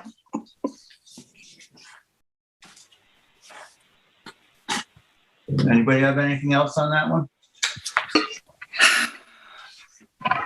Okay. Let's move on. An update on conditions for the dock permit approved at 275 3 Mile Harbor, Hog Creek Road, Suffolk County Tax Map 300-75-1-32.2. So, Francis, I also sent out an updated permit conditions document this evening. It hadn't changed much in the last few days. There's only one change to this permit from the last draft, which the trustees have had for a couple of weeks now. And that was based on some input from John Aldred, who can probably explain it a little better, or I can as well. But he had spoke with Barley Dunn, I believe. And ultimately, it was determined that just from a structural and process standpoint, it was going to be challenging for the homeowner to contribute to the oyster seeding program on their own, to get the necessary permits and go through that process. It seemed like it might not be worth, the juice might not be worth the squeeze. So the idea came up that in lieu of the applicant doing the seeding, either on their own or along with the hatchery, instead they're going to do a contribution to the hatchery seeding program so that the hatchery can go ahead and seed an additional 5,000 minimum oysters per year in the 3 Mile Harbor area. So what we did was, as part of Section 3 project-specific permit conditions, Section 3A, instead of the language which said they're going to go ahead and seed, they're going to contribute to the town's shellfish hatchery's oyster seeding program an annual financial commitment or contribution akin to a minimum of 5,000 seeds per year for a minimum of 10 years to be earmarked for the oyster seeding program in the greater 3 Mile Harbor area. So that is the one and the only change to the permit conditions in the draft that I sent you all this evening. And John, if you want to chip in at all, John Aldred, please do. Well, I just, I guess some of the details of that, the figure for contribution of oysters discussed and approved with the approval of the dock was for 5,000 oysters. So question came up, well, how much is the contribution then going to be? The going rate for oyster seed, large oyster seed in the inch to inch and a half range is $100 1,000. So that would be $500. I felt as though an additional $100 for movement of seeding, boat time for the hatchery was an appropriate number. And then I also felt that a 2% increase per year over 10 years would be appropriate. So I felt that that was an appropriate fee structure for the 5,000 oysters, starting out at $600. I also think that, well, it's a decision I guess we can make as a board. I'm not sure we have to make it here and now, but how this money gets to the hatchery. It either goes directly from the property owner to the hatchery, or it can come through the trustees. I thought one possible advantage to us of running it through the trustees is that we can kind of make it a part of the annual dock fee, and therefore keep track of it. Basically, it's basically an accounting thing for the trustees to know that this money has been paid. Then it can be paid to the trustees along with the dock fee, and then we can send it out to the hatchery. And the hatchery has a special fund, I believe it's called the reserve fund, that it can go into, which is sort of money separate and apart from the regular town budget money. The town budget, if it's not used in the year, reverts back into the general fund, but monies that come into the hatchery and are put into the reserve fund, which is generally donations, is rolled over from year to year for the use of the hatchery. So I felt that would be the appropriate place for it to wind up. So those are just some housekeeping details. Okay, and that I felt would be appropriate. This is a 10-year commitment, correct? Yes. Okay, so we have to somehow make sure that future boards then turn those funds over to the hatchery. So, and I'll also add that the permit does have a provision in section 3 that basically says that the permittee will provide the trustees with an annual report showing that it has complied with both the oyster seeding contribution and the oyster grow out program. So it is incumbent upon the permittee to send in its annual compliance, basically a letter or an email stating, we're in compliance with both of these sections. So I don't disagree with John. It would be a nice way to keep tabs on the funds coming in, making sure that they're in compliance. My concern would be if it's an issue with our bookkeeping and financing of where the money goes and writing the check and getting it back out. If that's a concern, if it's more hassle than it's worth, then we are protected in the permit language, in that the permittee does need to send in a report once a year that it's in compliance with those two sections. So I think it would be very simple to send it with the dock fees. That way nobody would lose track of it. It would just be part of all the paperwork when the docks go out. Is actually an excellent suggestion. But it's up to you guys. Yeah. Okay, and that's fine with me as well. If they want to pay it through the trustees once a year along with the dock fee, I think that would work. I'm in favor of that. I think that makes sense. Yeah, I like that too. That seems nice and clean, and we maintain control of the process. Okay.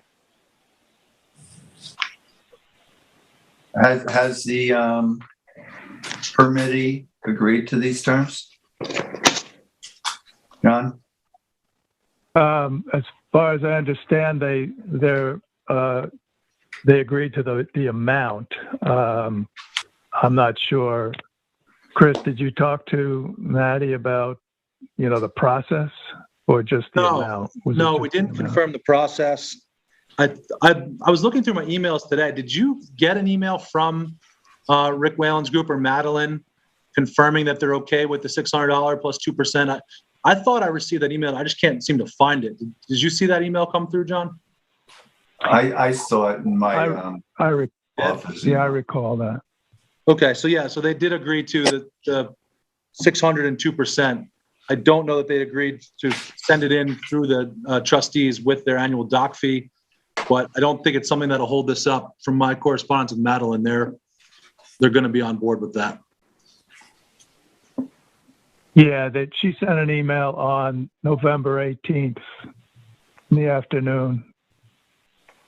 Okay to committing that amount annually. Okay. But I don't think we didn't really agree on any process until just now, I don't think so.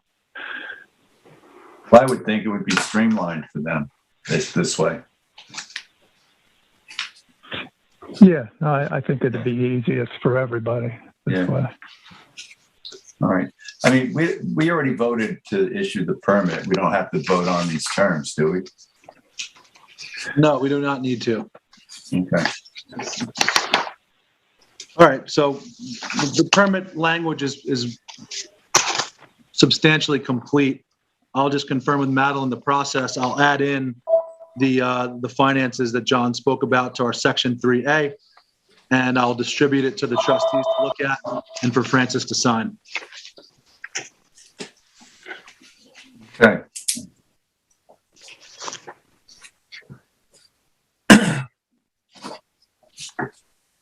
All right, let's move on to records. Update on the website. Oh. Looks like that's on hold for the moment. Let's jump over to roads. A request from Thomas Osborne, Esquire, on behalf of owner of 141 Merchants Path, Suffolk County Tax Map 300155-01-36.3 to be granted a legal access easement to their property over Trustee Road. Francis, this is Rick. We have not yet really come to a conclusion on this. There is some question about the site layout and are we creating two ribbon driveways next to each other? And we've just had, a poor history with that type of design, particularly over on Crooked Highway, Midland Highway is another example. So I did ask to meet Mr. Osborne on the property, and I think we're going to try and meet between now and the next meeting and see if we can't wrap this up. But I do think it's important that we try to make sure that we have good planning in granting this easement and, ensure that it's a good project all around. And I'll add into that as well, Rick. I've been looking at this for some time as well. I know this has been on our agendas for a few months here. And the reason why is it even though it's a small piece of property that the trustees are looking at here and own and would grant the easement, it's kind of complicated in that there's really two routes, just so the trustees understand. If we grant the easement over the trustee property, the first route would require the homeowner that we grant the easement to then first cross our property and then trespass over the neighboring property to get to the asphalt. The other way, if we grant the easement, would require to go back up the trustee property through, uninterrupted property, unimproved trees, and that'll, so they'd have to develop and build out a driveway for a certain section. So there's two ways to handle it. One, we give them the easement and they go to the neighboring property owner and get an easement to go across their property to not disturb any more of our property. Or two, we give them the easement and we approve them to clear our own trustee property for only a short distance, but to go parallel to the existing driveway to get to it so that they don't have to cross the neighboring property. So I agree with Rick. I know it seems like it's a tiny thing we should just try to get off the agenda, but it's a little more complicated than it seems. And I think Rick will be able to get a handle on it once he gets eyes on it with Tom out at the property. So I'm on board with waiting on this one a little bit and making sure we get it right. Hey, Chris, I'm looking at where you colored in a red, like with a red marker, the driveway, proposed driveway. Was that option A or option B in that? The red proposed driveway is option B, which is continuing on our trustee property. And in that entire red area, they would need to clear that area and create, another piece of driveway or road, which goes parallel to the existing driveway to get to it without going through option A, which is crossing the neighbor's property. And I think the homeowner wasn't too keen on approaching the neighbor about that, right? The homeowner's attorney, Tom Osborne, has requested that we go with option B because he finds it a little more challenging and probably less of a success rate of trying to get a neighbor to agree to an easement than the trustees. So I don't blame him. It's a little bit more of a hassle. But as Rick mentioned, at the same time, we don't have the best track record with these parallel driveways. Sometimes it's not necessary to open up more land, so it's worth a look. But yeah, that's option B, which is clearing some of the trustee property to create a driveway alongside it parallel.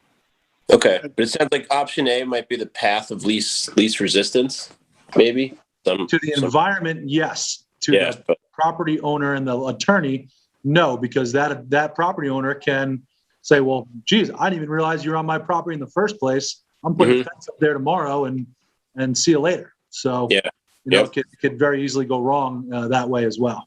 Okay. Yeah, let's see if we can explore option A, and then if we have to fall back to B, we can look at it further. But I just have a question? Would the removal of the trees negatively impact the person's property on whose, easement would have to be granted? Would that be a way to approach them? Say, look, if you don't give an easement, there's going to be this clearing of trees to give the guy a driveway, over trustee land. Would that be an incentive enough for him to consider giving the easement? Not really. That it sort of diverts away from that homeowner, the neighboring homeowner's property, up to the west and to the north. So it doesn't really, border his property in a way that would negatively affect him. But also, I haven't been out there, but Rick, I think the way it looks is that that driveway already goes across his property. So the dirt path is already there. It's already been opened. It's already kind of cleared so that the road goes straight across his property. It's just not there legally because the easement's not there yet. So it's there. It's just not. Let's try to clean it up over the next 2 weeks. Yeah. Hey, Rick, keep me in the loop when you head over there. I'd like to join you. Okay, sounds good, Ben. I'll shoot you a text. Okay, thanks. Yep. All right. Move on to administrative payment of the bills. We have Staples on $166.69 for office supplies. East Hampton Star, $316.21 for 3 legal ads. Montauk Marine Basin, $172.57 fuel. Montauk Anglers Club, $1,733.32 to winterize and shrink wrap pump out boat. Do I have a motion to pay the bills? I'll make a motion to pay the bill. Is there a second? Second. I'll second. All in favor? Aye. Aye. Anyone opposed? All right, thank you. Minutes, yes. Sorry, before you move on, I just want to add that I just received an email from Madeline from Rick Whalen's office regarding the McGinn permit, and they are absolutely in agreement with that payment structure of the $600 plus 2% per annum to go along with the annual dock fee. That makes a ton of sense. So they agree with that. So we'll finalize that permit. Okay, great. Minutes, October 25th, 2021. Anybody have a chance to look at them? Well, was Susan not here? I think Susan was drawn away. Is Allison? Allison, are you here? Allison's not here. All right, never mind. Yes.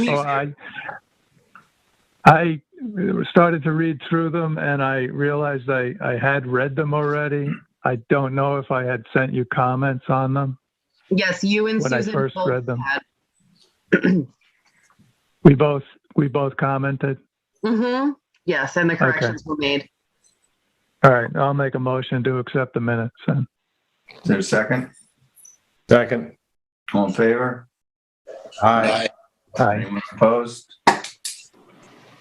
All right, and we have a renewal of a CD in the account ending in 6683. Do I have a motion to renew? I'll make a motion to renew. Second. All in favor? Aye. Aye. Anyone opposed? Okay. And report of the clerk. The bid request notice for the annual Georgia Pond dredging is to go out and appear in the November 25th edition of the East Hampton Star. We're also going to need one or two trustees to commit to attending the opening, which will be on Thursday, December 9th at 1:15. Is there anybody who will commit to that? I'm sorry for having to have left. What is the event? Can you repeat that, Francis? Okay, we're putting out a request for bids for the annual dredging of Georgia Pond. Okay. That's a public notice that will appear in the November 25th issue of the East Hampton Star. The bids will be open on December 9th at 1:15 p.m. We need at least two trustees to commit to the opening of the bids. I'll commit. Yeah. I'll come. I'm good. Okay, so Bill and Susan. Yes. And that time is at 9 a.m.? No, 1:15 p.m. Thank you. Sorry. is when they'll be open, so be there at 1. Okay. Where does that take place? In the trustee conference room. Thank you. Okay. I'll see you, Bill. Okay, and the only thing we skipped over was website report update. Do you want to do one, Susan, or table it? Just to let you know that I have been, which I think I previously said, Arlene has been terrific. We've been working together, and we've posted several new things to the website. So it's fun. We're learning, and I'm working on something this evening. Mike had sent me something about closure, so I'm going to try and get that up and running. The closure is slightly different than the tab I have there now, which you can go to and find out live what is happening with closure. But this is new, Mike, right? It came out. It's. I sent a copy of that to. I sent a copy of that to the office. Okay, well, Mike sent it to me, so I was going. Waters in Montauk and waters in Sag Harbor. Is that the one that came today, Bill? Yeah. Yeah. All right. Well, Mike, thank you for sending it to me. And yeah, it's also a large area that was opened.